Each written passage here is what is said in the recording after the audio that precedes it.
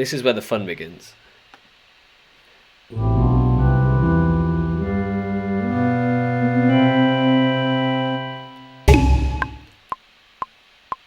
So we've created our space drum loop, but how can we add to it melodically and harmonically?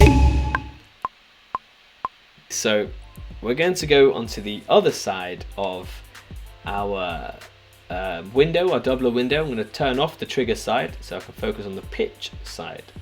Now with pitch, I'm going to quickly turn on the inbuilt sounds of the Dubler program now. Wow. Now the Dubler program does have inbuilt sounds that you can use to test out your setup, and then once you're happy with it, you can click the inbuilt audio off and just send MIDI out, which means that you're just sending information to your DAW as opposed to it being triggered off within the program itself. So at the moment I can't hear anything because my inbuilt audio is off and my DAW has everything muted and nothing is armed, so you can't hear anything at the moment. But we're going to change that, as you just heard, by opening up the inbuilt audio here, ticking this circle. Let me talk to you first of all.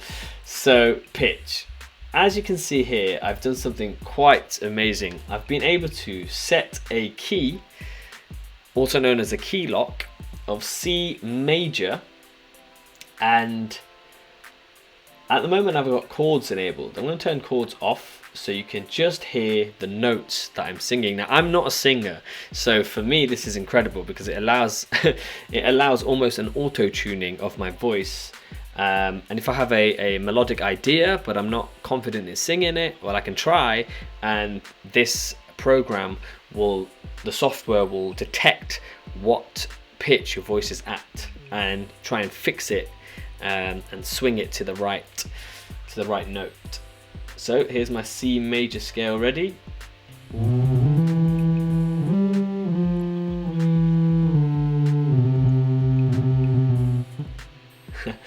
So you can change the settings if you would like it to stick to a note more solidly and stronger, so that it takes more of a change in pitch to move on to the next note. You can take the stickiness higher, which means it's going to stick to a note more strongly, whereas you turn it down and it's going to detect changes in pitch and change your note quicker, essentially.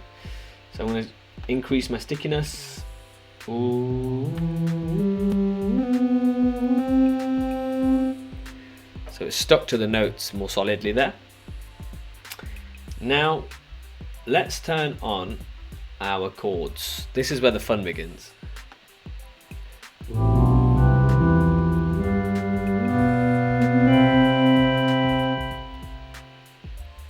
We're gonna go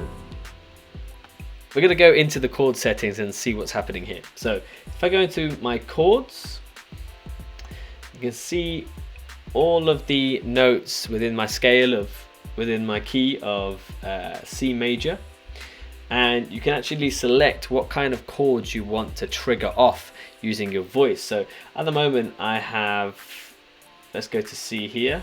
If I click C, the first note in my scale, I've set it to a C major 7th.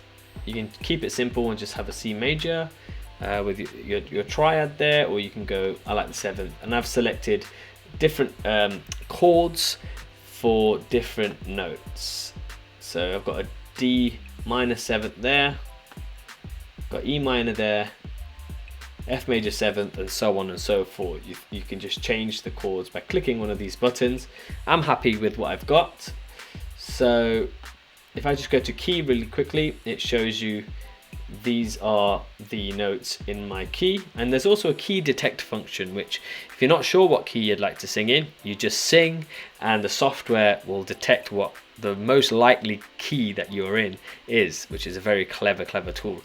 especially for music theory as well. If you have a singer who likes to sing but doesn't know what notes to hit all the time, or they can just sing, and this software will be able to say, look, here's the notes that you're singing. If you stick to these notes, you're in the scale of X, Y, or Z. So it's really good to train the ear, as well as visually showing you what you are doing musically, which I think is a really great opportunity for music theory and scales.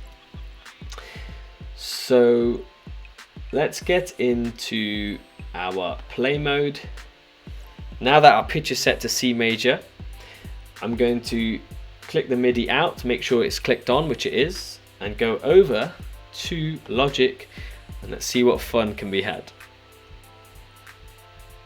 So I have already set up a few great spacey sounds, and we're going to explore those to add to our spacey drum loop. Let's have a look at what we can do.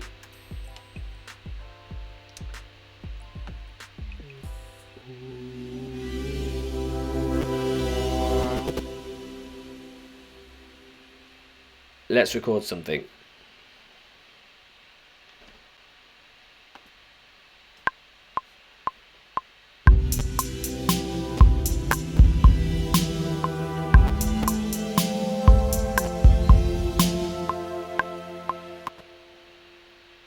And again, I can see all of the notes, or the chords in this case, that I was singing.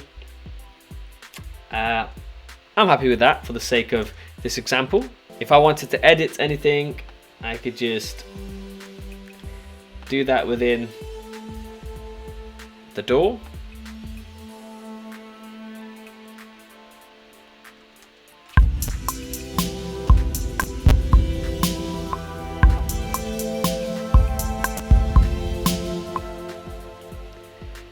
Nice, so they're my chords, my spacey chords.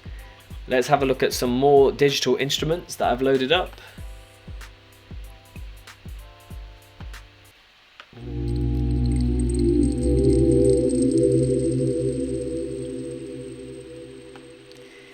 Now for this sound, actually I really do like this sound. I'm actually going to keep the same chord progression that I just created previously and just copy it over to the next sound, okay?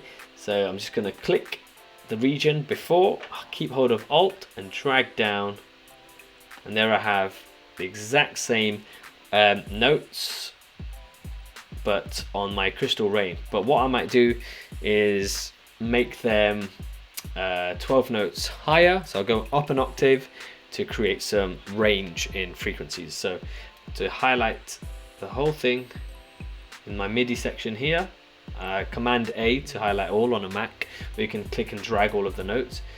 And a shortcut to push these notes up in Logic is keeping hold of Alt and pressing the up arrow key 12 times.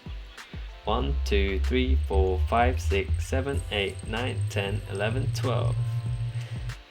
Now, due to my computer running many programs at one time at the moment, the CPU is being challenged quite a bit, so we'll listen to everything at the end, but let's keep building for now.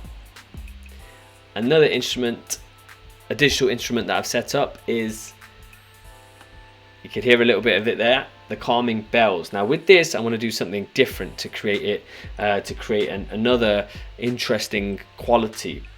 I'm going to add an ARP, which I already have got here. So this is going to arpeggiate my notes up and down using Logic's arpeggiator, which looks like this. Let's hear it.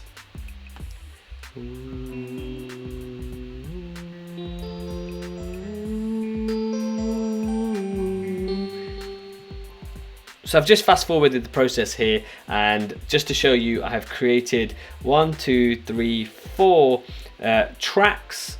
The first one was the drum loop from the previous video, and the next 3 are just repeated chords, the same ones in every layer, in every track, but changed around with octaves, and so different octaves, and also using an arpeggiator on the calming bells here to create an interesting texture and layered composition. So it's only a stack at the moment, but I could then go ahead and arrange this into a short track. Let's do that now. Just dragging my sections.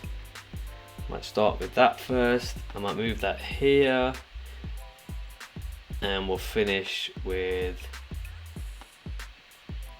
this over here. And there you go. There is a small arrangement for a short activity, and let's listen to what we've got.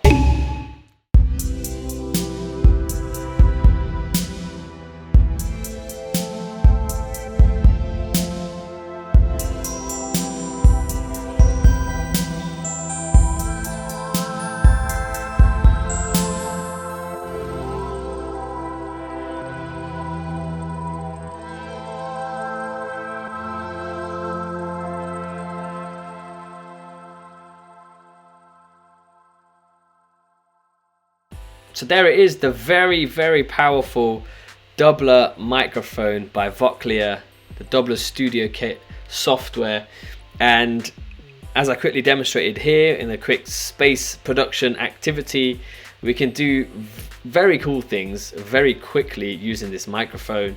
And it's a very impressive piece of kit when it comes to workshop settings. Young people, children immediately understand how it works and understand that the voice can trigger off sounds which they could never dream of recreating with their voice. Even as a beatboxer, I like to create drum rhythms, but for those drum rhythms then to be incorporated into or translated into digital software instruments with frequencies that I could never hit, that is a very, very incredible feeling. So the Voclear have done really an amazing job with this kit, and I definitely recommend you trying this out yourself by visiting the Voclear website or going on checking out the Dubler Studio Kit. And yeah, why don't you try and make a space track of your own? Again, I'm using Logic Pro X here, but this this kit works on a range of different DAWs. So yeah, I encourage you to try it out. My name is Mr. Shay, and that was a demonstration of the Dubler Studio Kit. Thanks for watching.